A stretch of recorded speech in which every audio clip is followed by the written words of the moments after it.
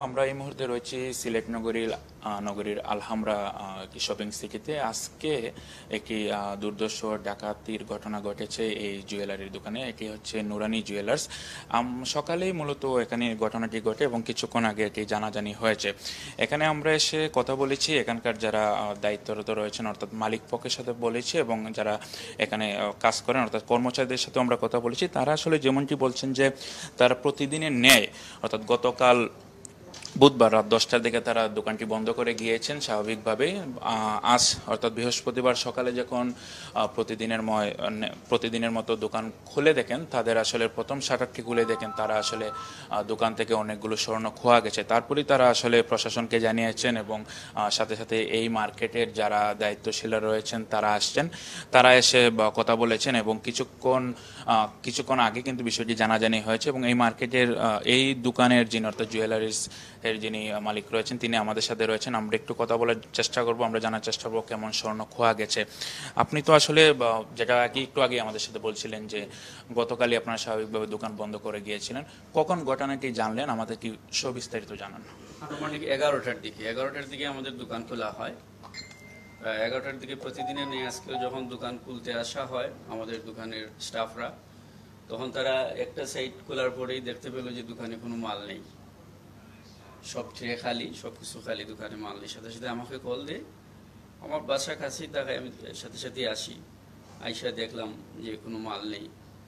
তারপরে মার্কেটের যে সভাপতি সেক্রেটারি, প্রশাসনকে খবর দেওয়া হয়, বাজুসের যারা জেলা কমিটিতে বাজুসের যেসব সভাপতি সেক্রেটারি যারা আছেন কর্তৃপক্ষ বাজুসের, ওনারাও আসেন, আইসা দেখেন।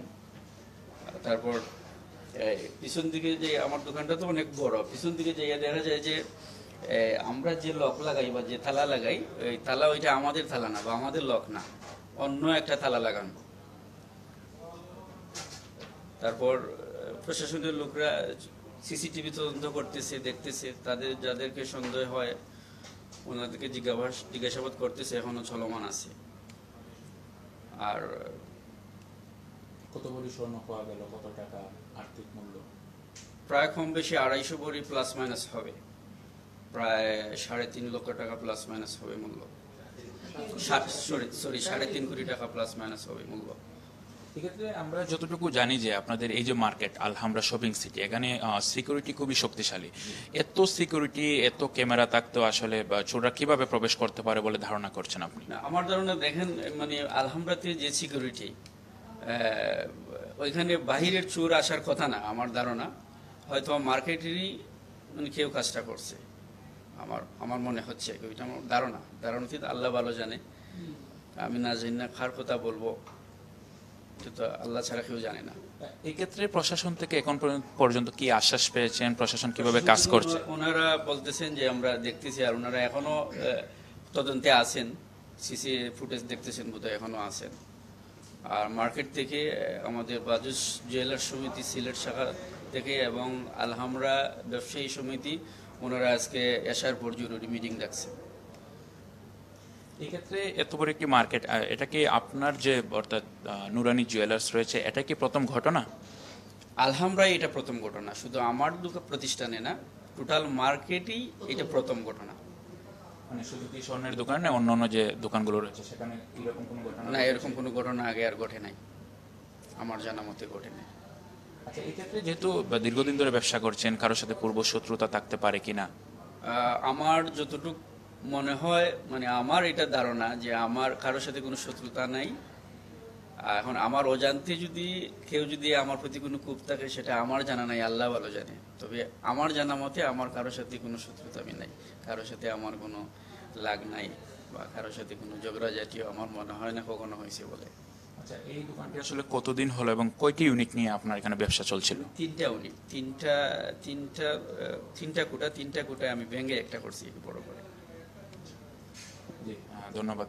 আসলে দর্শক শুনছিলেন যে তিনি যেমনটি বলছেন যে আজকেই মূলত তারা আসলে জানতে পারেন এবং ঘটনাটি আসলে কিছুক্ষণ আগেই জানাজানি হয়। তিনি আসলে যেমনটি বলছেন যে তিনি সন্দেহ করছেন এই মার্কেটের, অর্থাৎ এই যে আলহামরা শপিং সিটি রয়েছে এই মার্কেটের কেউ এই ঘটনার সাথে যুক্ত হতে পারেন।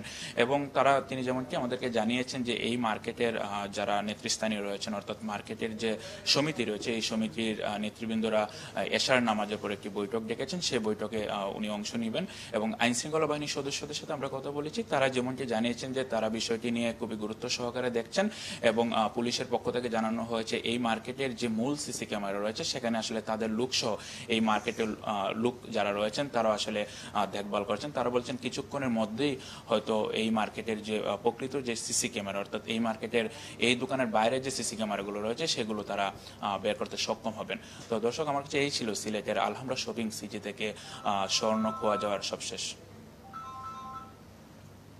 আসসালামু আলাইকুম।